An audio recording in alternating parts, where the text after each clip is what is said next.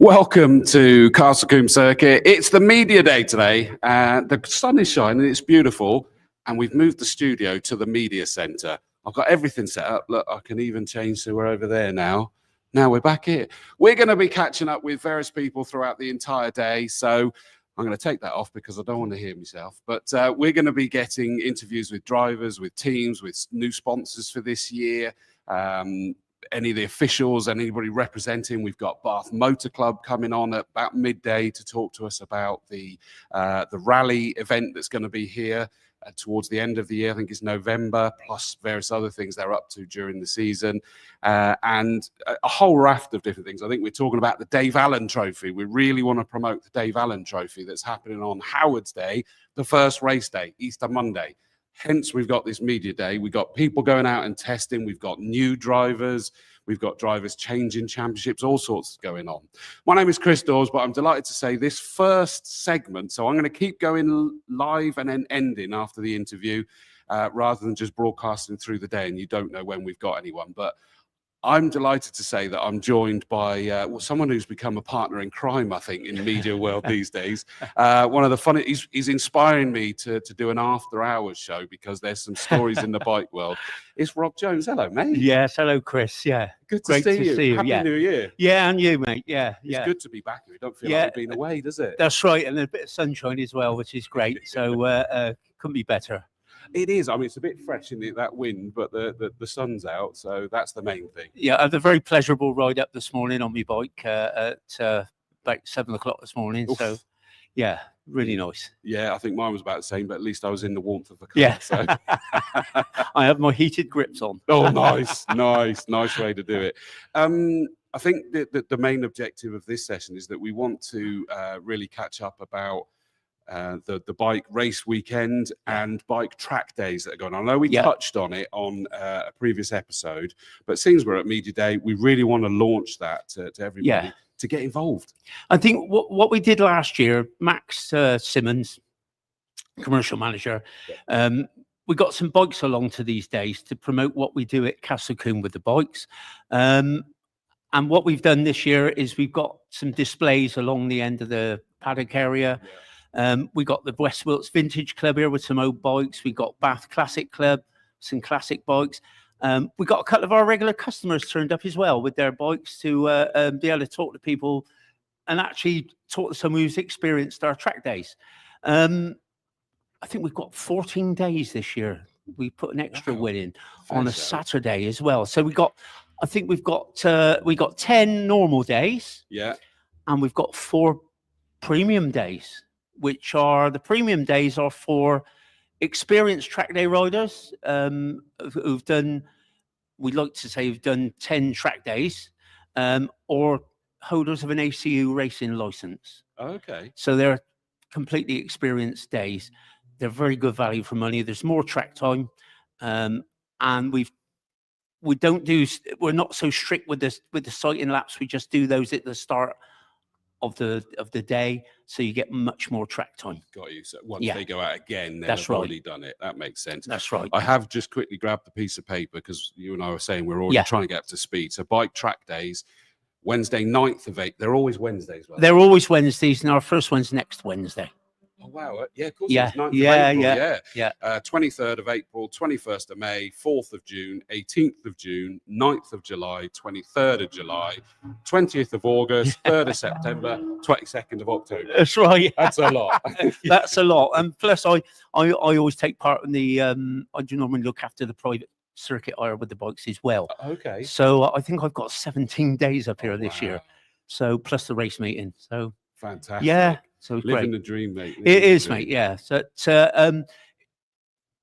bikes have always been a big part of Castle Combe. A lot of people don't realise that, but over the years, you know, all the top riders, Barry Sheen, Phil Reed, all these top riders have all ridden around Castle Combe, even back to John Surtees days and things like that. So, and of course, Surtees probably rode a car around it, drove a car around here as well. Yeah. So yeah, there's a lot of history with bikes at Castle Combe. And obviously, for anybody wondering, of course, we can't suddenly have bikes out on track because you have to change a whole load of things between if a car's using the circuit and if a bike's using the circuit. That's right. There's some restrictions you put in at the chicanes. There's some tyres you put in to stop people from And there's an exceeding. extra chicane as well. And of course, we have to put in Bybrook, which is only for the bikes, because we have to slow up Camp Corner because they were starting to hit Camp Corner about 150 miles an hour. Well, yeah, because so they're back up to full chat from that's the chicane right. to there. Aren't Yeah, they? they're going into camp now as fast as they did before Bobby's was in.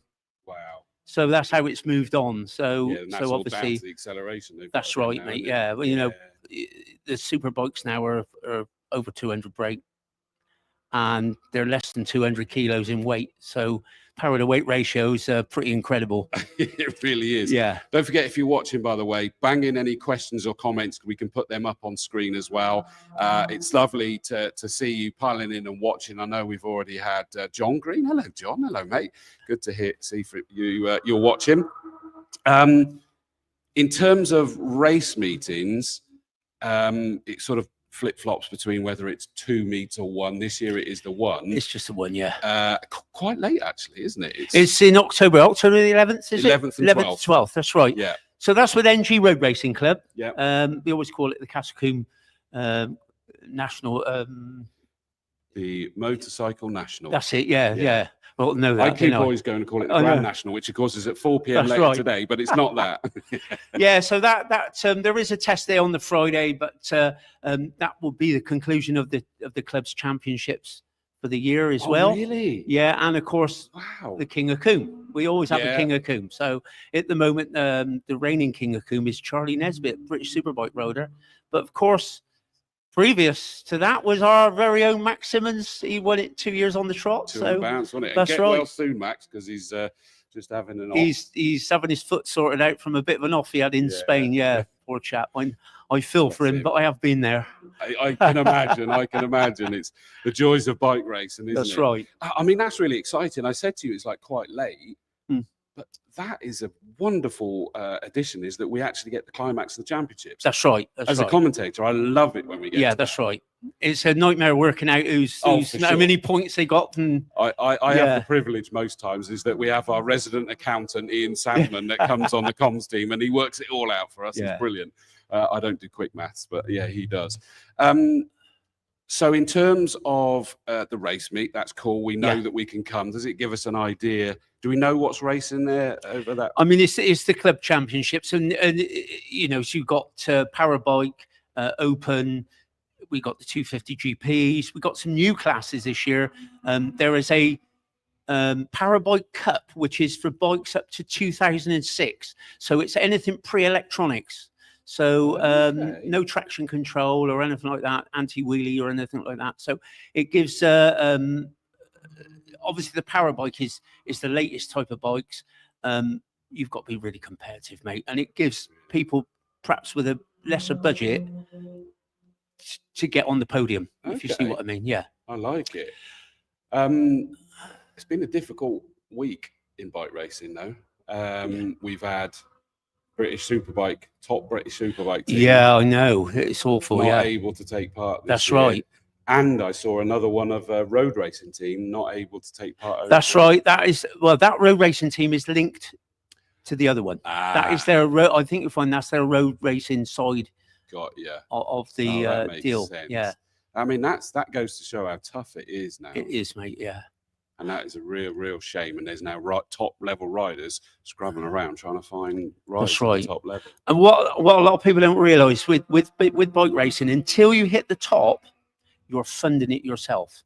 Yes. Or OMG and Honda and whatever, they're salaried riders. Once they get to that level, but before they still got to bring their personal sponsors in. Yeah. You know, but what you got to think when you go to British Superbikes and you see those, especially what Max is doing, the Superstock 1000. A lot of those riders are paying for a ride. Right. So they're probably paying upwards of 50 grand just for a ride. Plus they got to pay for tires. Plus they got to pay for crash damage. Yeah. Someone would probably correct me. It might even be more than that, but that's what you're looking at. Someone like Max, what he's doing, they're doing it as purely as a privateer, as a family team. Yep. It's very hard going. So, when you see them out racing, you got to think about what they're actually putting in to actually turn up and race. Yeah. I mean, is there, speaking about the team that has shocked everyone this week that couldn't do it, what they call OMG racing, sorry. And people were starting to talk, is there any chance that Yamaha themselves could kind of go, hang on, because they were running Yamahas, weren't they? I think you'll find OMG, they're a factory supported team. I mean, in British Superbikes, I think the only... But that's my point, is could they switch? If OMG are disappearing, could Yamaha go, hang on, we still want a presence, let's make it a Yamaha team? It would be down to budgets, because obviously they're big in MotoGP, they're big in World Superbikes, so it's that extra cost. It's a difficult one, that. I mean, Honda, I think, are the only full factory team in British Superbikes. They are actually factory team. Okay. All the others are what they call... I don't know whether you call them satellite or they're factory supported. Factory supported, that's rather right. than Yeah. factory teams. Yeah, that's right. Yeah, that's fair enough. I mean, that was a sad thing, but we'll still have here. If people haven't been and watched the bike racing at Combe, you've got to come along. I mean, it is absolutely stacked with bikes. Stacked with action. I mean, it is non-stop out there. In terms of both of the 2 days, it will be non-stop race. That's right. And NG tried to make a feature of this. This is always the biggest meeting of the year, and they try to bring some guest riders in. Like last year, we had a couple of British Superbike riders. So Charlie Nesbitt broke the record again. I mean, 106.6 around here is absolutely incredible on a bike, and that's with the little Bybrook chicane mine. And I think we were expecting a new lap record, weren't we? Because we had the retarmac in. Yeah, that's right. We resurfaced the S's, the entrance to the S's, because there was a bit of a dip there, and it was causing a little bit of problem with the back ends of the bike stepping out. And we had a few crashes there a couple of years ago. So NG actually stepped in and had the surfacing done, and it made a big difference. But Nesbitt I think he did a 106.9 the previous year. He actually was threatening to do a 105. Really? And I think that's in it. I think it's possible, yeah. Well, if you remember the pole vaulter, Sergei Bubka, that used to beat the world record by just 1 centimetre each time. Yeah. And he keep getting cash rewards for doing it. See, that's what he's doing. He knows he can do a 105, but not yet. Yeah, last year, of course, it's all down to the conditions as well. It was absolutely perfect. It wasn't too hot.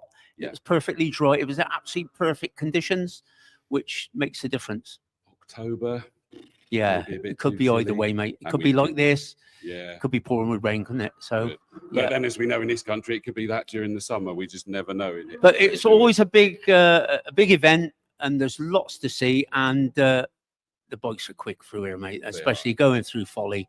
It's incredible. Yeah, they're hitting 160 up towards Avon Rise. I need to check my schedule to see whether I'm commentating somewhere else that day, because it would be great if I can come along and watch it. That'd be amazing. We got to get you on a bike, Chris. Oh God! Don't say that. My wife will kill you. My 13-year-old daughter's already starting to fancy them, so that's not good. Great to see the light come in from Brian Preble, legend. Good to see you, mate. Hopefully we'll see you at the circuit during the course of the season. The track days, though. Yes. The whole idea of that. Oh, what have I just done? Sorry, I just pressed the wrong. I pressed the wrong button. Then, where have I gone for this? So the track days, we've run through those dates. Yeah.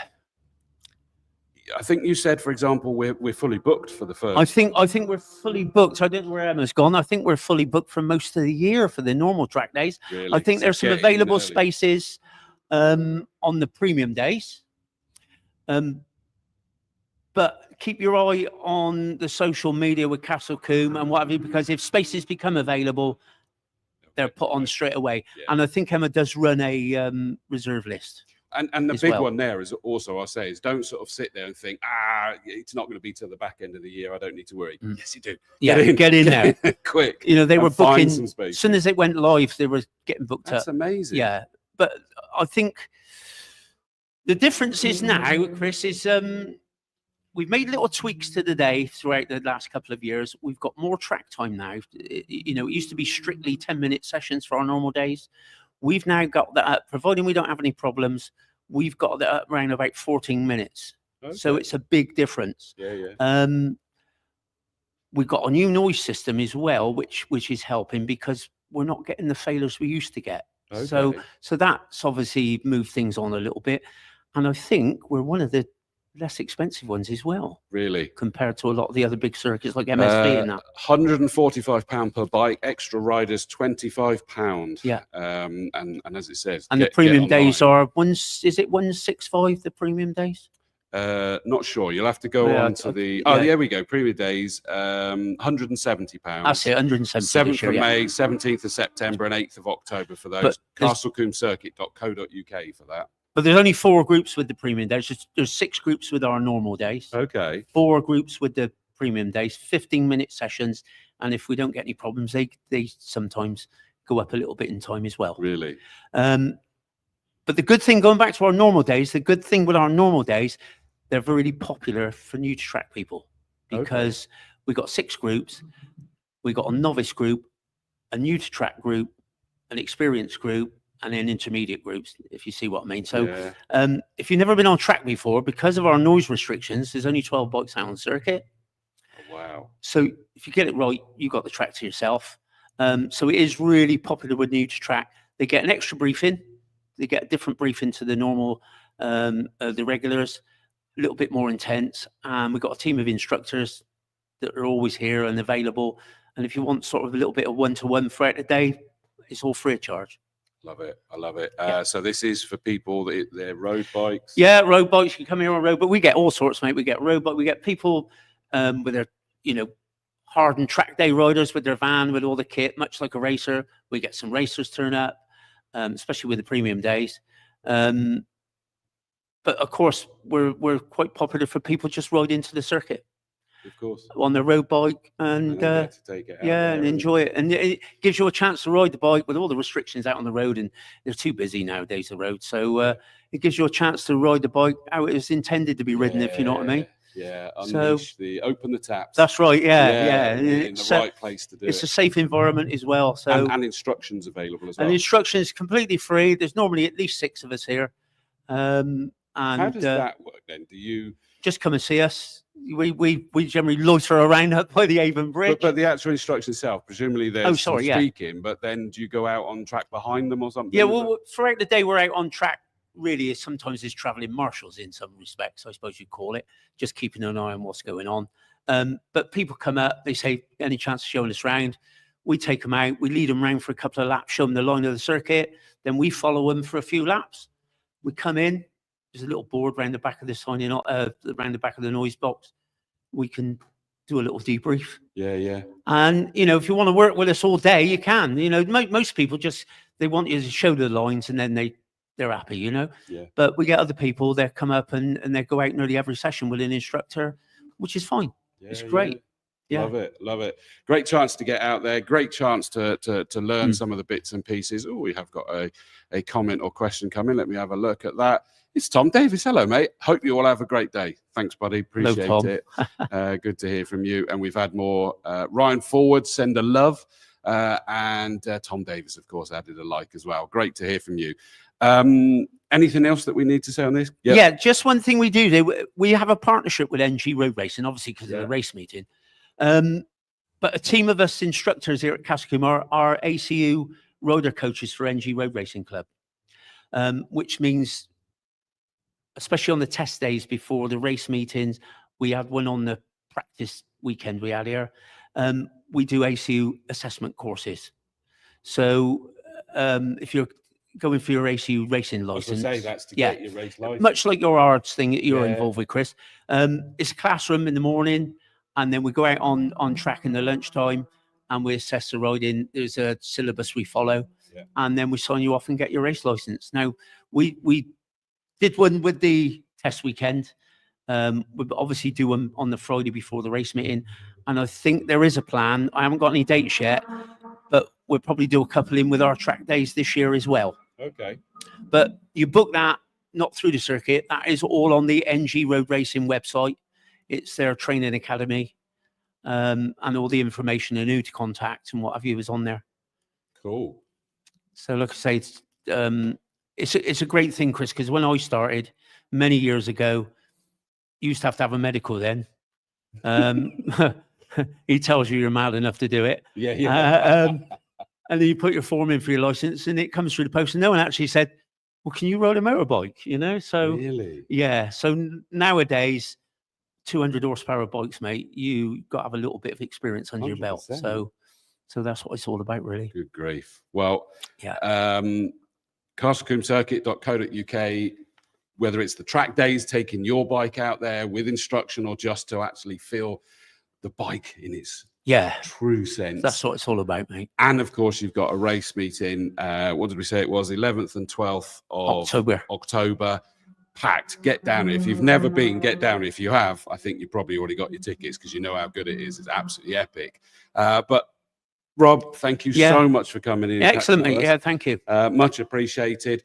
We'll be back basically multiple times throughout the day with guests. Who knows? We'll wait and see who it's going to be. But keep your eyes peeled, and hopefully it notifies you when we're going live. If you go to YouTube and you click the notification and set that to all, you'll get notified when we go live during the course. So Castle Combe Circuit UK on YouTube, and it will notify you we're going live. All sorts of interviews planned. As long as I can corral them into the media centre, we'll be able to speak to them. But for now, we'll catch up with you later.